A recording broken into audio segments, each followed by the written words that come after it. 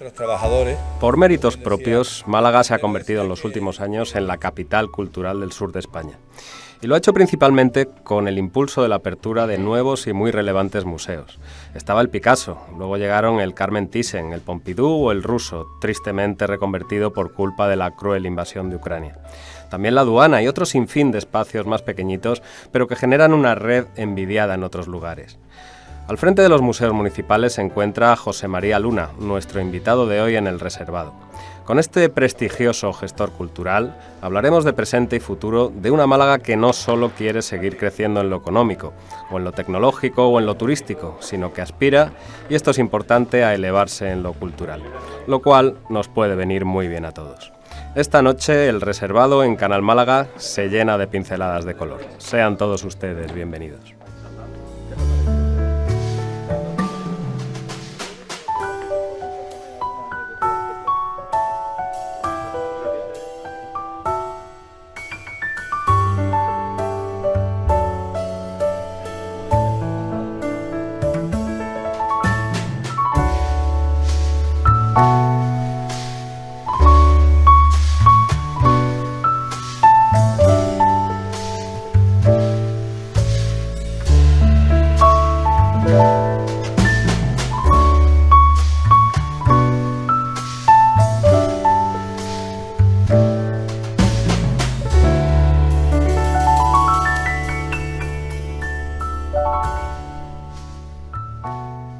José María, muchísimas gracias por estar aquí y preguntarte de sopetón.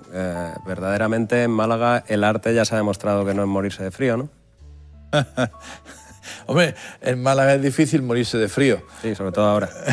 Sobre todo en estos tiempos. Sí, creo que el arte y los museos, porque es verdad que la mayoría de los museos que se han abierto en Málaga están vinculados con el arte, y han demostrado que pueden aportar muchísimo a la dinamización social y económica de la ciudad. Se pone mucho el foco en lo que es la importancia de los museos como tractores económicos vía turismo, y en mi opinión se olvida algo todavía más importante, que es los museos en general, no solo los de arte, sino todos los museos, en mayor o menor medida, en función de sus medios, contribuyen a transformar la sociedad, a transformar a las nuevas generaciones, lo cual implica a largo plazo un tractor económico todavía más potente que esta atracción a corto y medio del turismo. Siempre hablamos del turismo, pero que a los malagueños también les ha venido bien esta eclosión museística que vive Málaga, ¿no? Por supuesto, creo que ha cambiado la faz de la ciudad, la ha puesto en el foco mundial, ha contribuido a que se la conozca mejor. Yo siempre lo cuento y, no, en fin, perdón por hablar en primera persona de la agencia que dirigimos, pero la apertura en el 2015, prácticamente simultánea, de la colección del Museo Ruso de Málaga y del Centro de Pompidou, focaliza la atención de todos los medios de comunicación internacionales en Málaga, y no exagero, como bien sabe, estamos hablando del New York Times, del Financial Times, del Frankfurter Allgemeine Zeitung, del Le Figaro. Todos los grandes medios de comunicación del mundo fijaron su atención durante algunos años y siguen todavía. Financial Times este verano pasado hizo un reportaje de 3 páginas sobre Málaga, su museo y la Escuela de Arte de Málaga.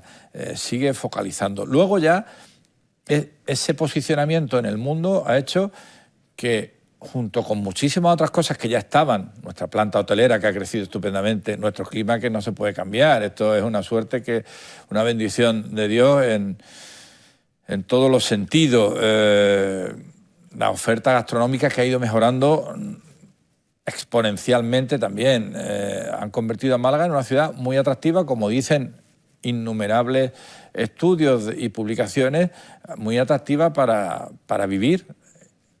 Está mal que se diga, pero me da la impresión de que incluso el COVID en cierta medida nos ha favorecido, porque el nomadismo digital, el teletrabajo, ha permitido ese nomadismo digital, y Málaga se ha convertido en uno de los lugares más atractivos para esos nómadas digitales. Ha sido un lugar tremendamente atractivos para las nuevas tecnológicas que se están implantando en Málaga. Yo creo que ahora, sino estamos en otra pantalla hablando en esos términos tecnológicos. Los museos siguen ahí, van a seguir ahí, pero ahora la Málaga tecnológica también es realmente potente y realmente atractiva para el mundo entero, ¿no? Total, que los malagueños han crecido en autoestima. Yo siempre pongo el mismo ejemplo. A mí de pequeño en las excursiones me llevaban a la fábrica del Donus, incluso me llevaron a la fábrica de Victoria, lo cual no le gustó demasiado a mis padres en octavo de GB. Ahora los niños les llevan al Thyssen, les llevan al Pompidou. ¿Qué supone eso para la Málaga de futuro? A eso me refería antes cuando hablaba del tractor económico a futuro. Es decir, si esos chicos que crecieron visitando la fábrica de los donuts, con todo el respeto a la fábrica de donuts, oye, que estaba muy y rico, a la fábrica de cerveza Victoria, que se ha vuelto a reabrir afortunadamente en Málaga, han sido capaces de construir esta ciudad. Esos niños que están visitando los museos, que están participando en los nuevos talleres, que están abordando el arte y la cultura desde perspectivas nuevas, desde perspectivas transversales, desde perspectivas de dinamización interactiva, ¿qué pueden aportar a esta ciudad? Pues evidentemente yo soy no optimista, porque el optimismo, hablamos antes de la felicidad, el optimismo también es un estado puntual y algunas veces irreflexivo, pero el positivismo es una intención mucho más proactiva. Yo en ese sentido soy muy positivo y pienso y trabajo porque creo que lo que estamos haciendo va a ser bueno a futuro. Va a ser bueno a futuro. Sobre todo, José María, porque podemos pensar, ¿y cuál sería la alternativa si no? Ítem más. ¿Qué hubiera hecho Málaga si no se dedica a eso? Málaga fue la segunda ciudad más industrializada de España en el siglo XIX. Y no es porque el alcalde se lo haya inventado, que lo repite muchas veces, a veces como un mantra. No, están ahí los datos. Si hablamos de los datos de producción siderúrgica de la ciudad de Málaga, por cierto, los primeros altos hornos se crean en Marbella, donde nace mi padre, en un lugar que en Marbella llamamos la Fábrica Arriba. Bueno, en Marbella llamamos los poquitos que ya somos antiguos de Marbella, que ha crecido mucho, en la Fábrica Arriba, los primeros altos hornos de la Concepción, pero luego se expanden por la Trinidad, como sabes, con el textil. Esto, Málaga, por distintas circunstancias, algunas imputables a la sociedad malagueña, otras exógenas, pues perdió ese tren. Y luego no se subió al tren del turismo de los años 60-70. Igual ahora, viéndolo en perspectiva, afortunadamente, porque se ha subido en un momento en el que el turismo cultural, que mueve millones de personas en el mundo, los últimos datos que yo tenía, y ya son un poco antiguos, y evidentemente todo lo que es anterior al COVID se ha quedado desfasado y antiguo, eran de que el 70% de las personas que se mueven en el mundo por turismo, por gusto, toman su última decisión de destino en función de la oferta cultural del destino. Ahí Málaga se ha posicionado con una fuerza tremenda. Entonces, es una energía o una industria limpia, entre comillas, blanca, modulable. Este es otro debate, evidentemente, que hay que modular, porque tampoco se puede crecer desmesuradamente, porque tiene sus contraindicaciones, pero Málaga ha conseguido posicionarse y ha generado un impacto económico brutal, brutal. Siempre me ha resultado bastante paradójico que toda esta eclosión de la Málaga de los museos se produce al poco de aquel fiasco que fue la lucha por la capitalidad cultural del 2016, de la que recordarás, Málaga fue apeada a la primera de cambio. Se presentó un proyecto que no llegó a ninguna parte. Y sin embargo, nos convertimos inopinadamente, en la capital cultural del sur de Europa. ¿Cómo pasa esto? ¿Quién se acuerda de cuál fue la capitalidad cultural de 2016? Pocos. ¿Cómo pasó? Pues por la perseverancia de una ciudad y de una sociedad que creyó en sí misma y fue capaz de, a pesar del golpe, que supuso un golpe, a mí me pilló en Granada, como sabes, fue un golpe duro, pero fue capaz de reponerse y seguir apostando por la cultura. Y fue un enorme acierto. Apostar por la cultura, en mi opinión, dirán, claro, eres un profesional de la cultura. Pues sí, soy un profesional de la cultura, pero en mi opinión creo que es una de las apuestas más seguras en todos los sentidos, a corto, a medio y a largo plazo. un profesional de la cultura al que le pilla de por medio toda esta eclosión, toda esta revolución, que es nombrado director de los museos de la Agencia Pública de los Museos Municipales y que creo que con todo aquello perdiste 10 kilos. Ah, sí, esa es una anécdota que he contado algunas veces.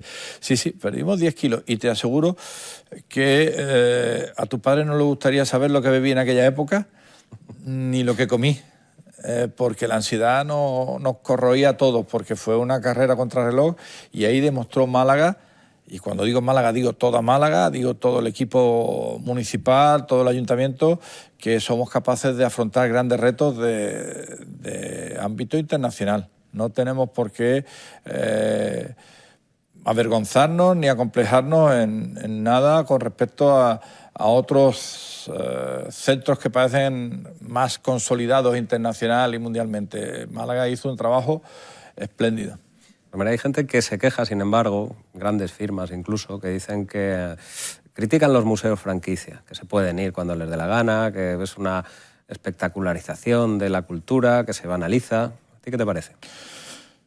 Bueno, que tienen todo el derecho a expresarse como piensen, pero yo discrepo de las grandes firmas y de las pequeñas firmas. Los museos están aquí para quedarse, con un nombre o con otro, ¿de acuerdo? Yo creo que se van a quedar con sus nombres, y vamos a trabajar todos por un lado y por otro para que así sea. Pero, mientras tanto, lo que se está trabajando y lo que se está construyendo en la ciudad se va a quedar en la ciudad. No solo los espacios físicos, no solo los equipamientos, sino perdón por el palabra, el know-how, el saber hacer, lo que estamos aprendiendo, lo que está aprendiendo la ciudad, lo que están aprendiendo los profesionales que están trabajando en el museo, se va a quedar aquí. Lo que supone Málaga como atractivo para ofertas culturales, ni te cuento. Y podría contar, pero no debo. Ni te cuento la cantidad de opciones que a Málaga se le abren ya en el terreno cultural. Ni en 7 vidas, ni en 10, Málaga tendría la capacidad de, dedicando lo que ahora se está dedicando a estos museos, a hacer la mitad de cualquiera de las colecciones que se han expuesto en eso que llaman los museos franquicias. Porque sí, las colecciones vienen de fuera, pero los discursos los hacemos desde dentro. Y la mediación y la traslación de esos discursos y de esas experiencias a los ciudadanos de Málaga y a los que nos visitan, lo hacemos desde aquí. Y lo hacemos en función de las características de nuestro público, ya sea, como digo, residente o visitante. Y lo hacemos desde nuestra perspectiva, pero en colaboración, pero en estrecha vinculación con nuestros socios internacionales, porque el mundo ya es muy pequeño y no tiene sentido estar cerrados como una ostra, como una almeja, o como una coquina malagueña, o como una concha fina hacia adentro. Málaga tiene su museo histórico-arqueológico, su museo de Bellas Artes, su museo de la Semana Santa, o sus museos de la Semana Santa, porque hay varios museos, su museo del vino, su museo de arte y costumbres populares recién reabierto, su museo dedicado a un pintor muy conocido y famoso aquí como Rebelló de Toro, otro de Jorge Rando, otro pintor conocido, que están haciendo un trabajo muy importante en su barrio del Molinillo, por ejemplo, en el Museo Jorge Rando, trabajando en un distrito de la ciudad. Tenemos el Museo del Automóvil, tenemos el Museo Interactivo de la Música, tenemos el Aula del Mar, que se va a renovar. Es decir, oiga, si tenemos el Museo del Patrimonio, si tenemos una red de museos tremenda que cubre todo lo local, aprovechemos la capacidad de establecer sinergias internacionales que tiene la ciudad para proyectarnos hacia afuera y proyectarnos de una manera atractiva. No quiero que se me olvide algo que mencionaste al principio como de soslayo. Se eleva la autoestima de los malagueños. Eso no es una butade, eso es un efecto absolutamente demostrado, estudiado y cuantificado científicamente en diversos estudios, que la oferta cultural, la potencia cultural de una ciudad, uno de los efectos colaterales que tiene es la elevación de la autoestima de los ciudadanos. Es decir, los ciudadanos se sienten orgullosos de una ciudad que tiene una oferta cultural potente. Y esto ha pasado, quiero pensar, en Málaga también. A los malagueños nos gusta sentirnos envidiados por gente de fuera, de no muy lejos, ¿no? A los cordobeses, a los granadinos, a los de Oviedo, a los de Salamanca, a todo el mundo le gusta presumir de tener algo importante. Pero, José María, ¿los malagueños al final van a los museos o no? Los malagueños van a los museos en la misma proporción que los granadinos, que los cordobeses, que los sevillanos, que los asturianos y que los salmantinos. ¿Esa proporción es mucha o poca? Generalmente suele ser, a nivel en España, si uno mira las encuestas de hábitos culturales que periódicamente publica el Ministerio, estamos hablando de un tercio generalmente de residentes, un tercio de nacionales y un tercio de internacionales.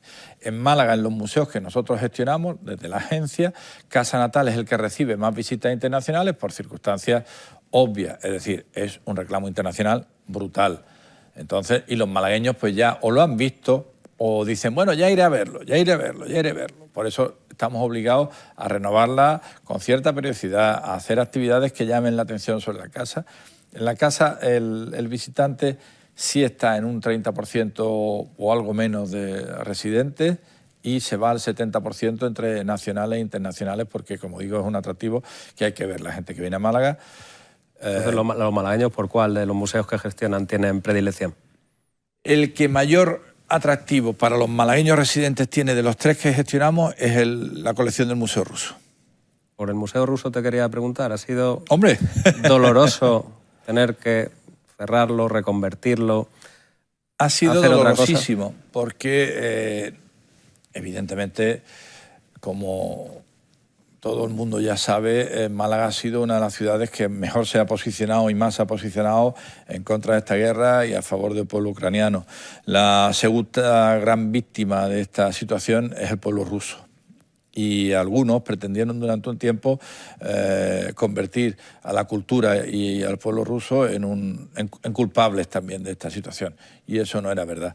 Desgraciadamente, la situación actual no nos permite mantener las relaciones con el Museo Ruso de San Petersburgo, aunque las mantenemos, digamos, amistosamente, porque son personas. Es decir, al otro lado del teléfono lo que hay es personas con las que podemos hablar, pero no podemos traer las colecciones por las distintas normativas y las distintas...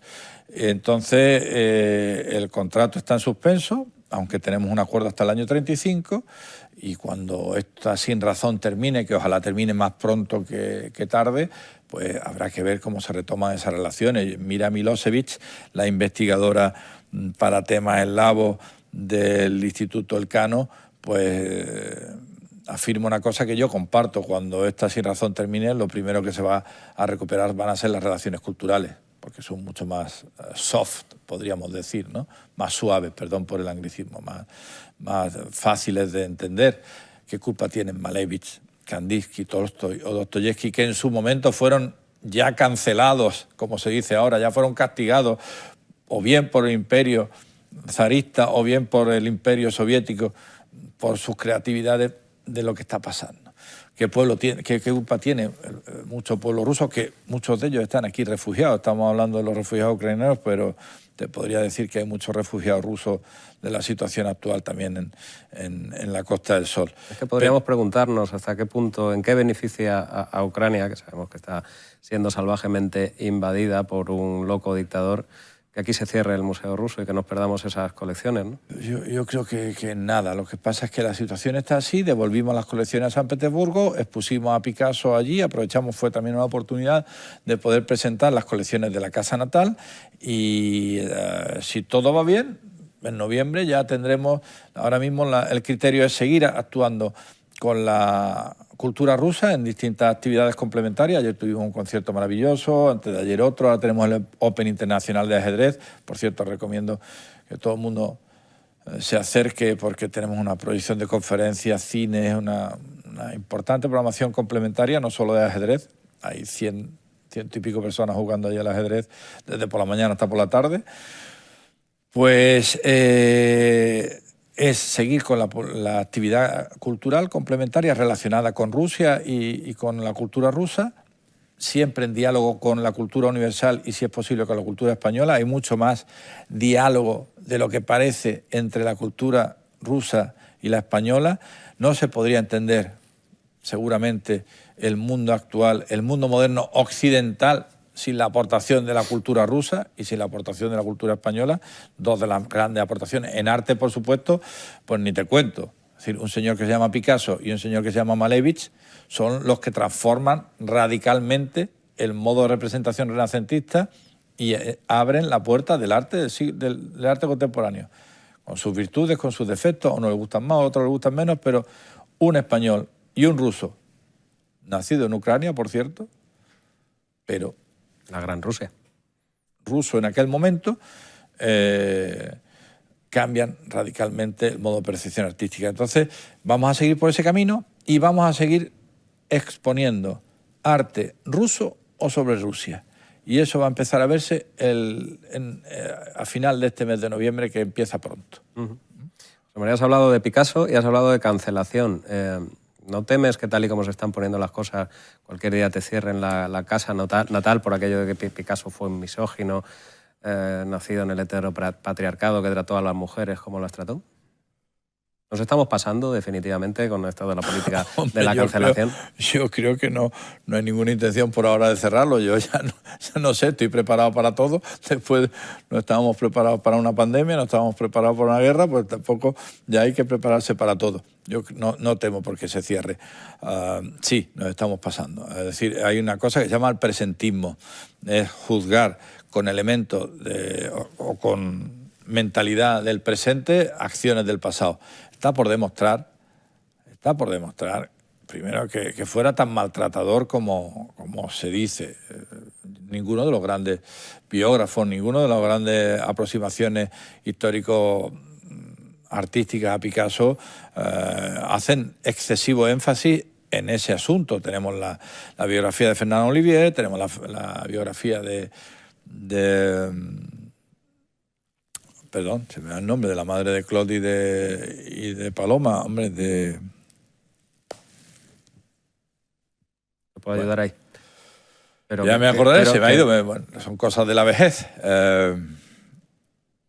Bueno, su compañera, bueno, ya me vendrá el nombre. Pues estamos bien.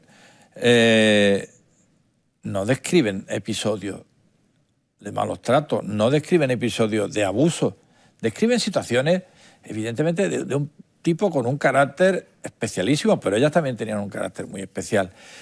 Y en cualquier caso, insisto, no se puede hacer presentismo con esos casos, porque entonces tenemos que vaciar los museos, tendríamos que vaciar los museos. Se suele decir, muy bien, era un maltratador, pero era un gran artista, olvidemos al hombre y hablemos del artista. Ni calvo, ni con 3 pelucas. Cada cosa en su contexto, ¿no? Cada cosa en su contexto. La obra de Picasso está ahí. Su personalidad, su vida. Lo que pasa es que ocurre con Picasso, que es verdad que durante mucho tiempo ha interesado casi más su vida que su obra.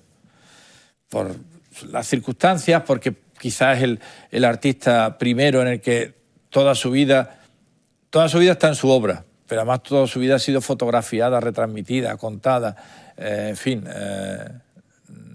Es un artista singular, pero es tan singular que han pasado 50 años de su muerte, 141 de su nacimiento, y sigue siendo un artista que está. El otro día Bernardí Roig, cuando inaugurábamos en Casa Natal, dice, yo también estuve pintando contra Picasso cuando era joven. Para bien o para mal, Picasso sigue estando presente en el imaginario creativo de los artistas y de las personas que se dedican al mundo de la cultura. Difícilmente vamos a saber, ni nadie puede demostrar. El otro día escribía una ensayista en un periódico nacional, sí, vino, Dora Maar llegó con el ojo morado y decía que le había dado una bofetada a su padre o que se había dado un golpe, no sé qué, pero eso había sido Picasso, que todo el mundo sabía que era un maltratador. Oiga. Hay una cosa que se llama presunción de inocencia. Si estamos juzgando el pasado, tendremos que juzgarlo también aplicando la presunción de inocencia mientras los hechos no demuestren lo contrario. Que tuvo muchas mujeres, que se relacionó, que tuvo relaciones adúlteras, que tuvo relaciones extramatrimoniales fuera de la pareja. Pero es que nos cargaremos todo el arte universal, ¿no? Si empezamos a cancelar a todo aquel que hubiera tenido un comportamiento... Imagínate Caravaggio, no podríamos visitar a Caravaggio. por ejemplo. Mientras no te tiren una lata de tomate, de sopa de tomate en alguno de tus no cuadros, te ideas, ¿no? por Dios, es que esas cosas mejor ni mencionarlas, porque está ya sabes que está el que son activismo modas. desatado, ¿eh? Son modas, sí, son modas. Empecé preguntándote si el arte era morirte de frío, ya me contestaste que en Málaga, evidentemente, ¿no? Y no puedo dejar de preguntarte porque creo que empezaste, tu primer desempeño profesional fue vendiendo helados. ¿Cómo termina un vendedor de helados dirigiendo museos? Hemos hablado tú y yo mucho, o yo no sé a quién le he contado. Sí, bueno... Uno investiga, José María. ¿Perdón? Uno investiga. Sí, los periodistas sois terribles. No, mira, me precio de haber trabajado desde muy joven. No por voluntad, era por necesidad. Había en mi casa, no, como se decía antiguamente, no pasábamos hambre, pero no sobraba el dinero y cualquier ayuda era buena. Y a los 14 años se me ofreció la oportunidad de atender un kiosco de helados Avidesa en la Alameda de Marbella y me pagaban 4.000 pesetas por trabajar de lunes a domingo de 11 de la mañana a 11 de la noche durante todo el verano. Bueno, fueron mis 4.000 pesetas primeras. Bueno, no sé si fueron las primeras o las segundas, porque también gané un concurso de pintura en el instituto y me dieron 4.000 pesetas de premio que me supieron a gloria. Luego ya trabajé de muchas otras cosas para pagar la carrera, en fin. Arte, esfuerzo, eres un clásico, José María. No sé cómo tomarme eso. Encima nos pide Sinatra para terminar el programa. Sí, bueno, es lo que se hacía en mi época y hay muchos chavales todavía que conozco que están trabajando, que hacen eso. A nosotros nos criaron en la cultura de trabajar y de esforzarnos por conseguir lo que tenemos y bueno, pues sí, soy un clásico. He trabajado de camarero, he trabajado de calle de golf, he trabajado de periodista incluso, fíjate. He trabajado de cobrador del agua casa por casa, he sido diseñador gráfico, he sido militar también, que estoy muy orgulloso de eso.